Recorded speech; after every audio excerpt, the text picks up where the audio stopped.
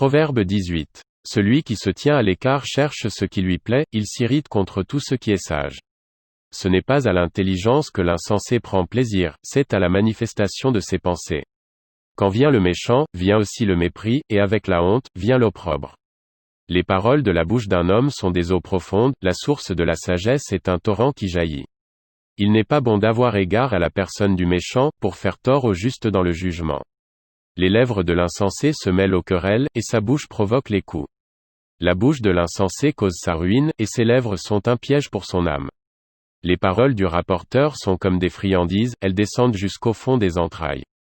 Celui qui se relâche dans son travail est frère de celui qui détruit. Le nom de l'Éternel est une tour forte. Le juste s'y réfugie, et se trouve en sûreté. La fortune est pour le riche une ville forte. Dans son imagination, c'est une haute muraille. Avant la ruine, le cœur de l'homme s'élève, mais l'humilité précède la gloire.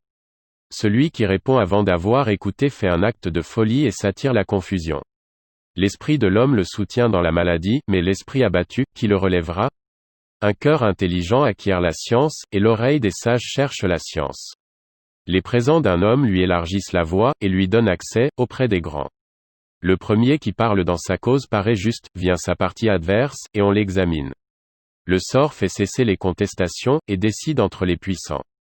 Des frères sont plus intraitables qu'une ville forte, et leurs querelles sont comme les verrous d'un palais. C'est du fruit de sa bouche que l'homme rassasie son corps, c'est du produit de ses lèvres qu'il se rassasie. La mort et la vie sont au pouvoir de la langue, quiconque l'aime en mangera les fruits. Celui qui trouve une femme trouve le bonheur, c'est une grâce qu'il obtient de l'Éternel. Le pauvre parle en suppliant, et le riche répond avec dureté. Celui qui a beaucoup d'amis les a pour son malheur. Mais, il est tel ami plus attaché, qu'un frère.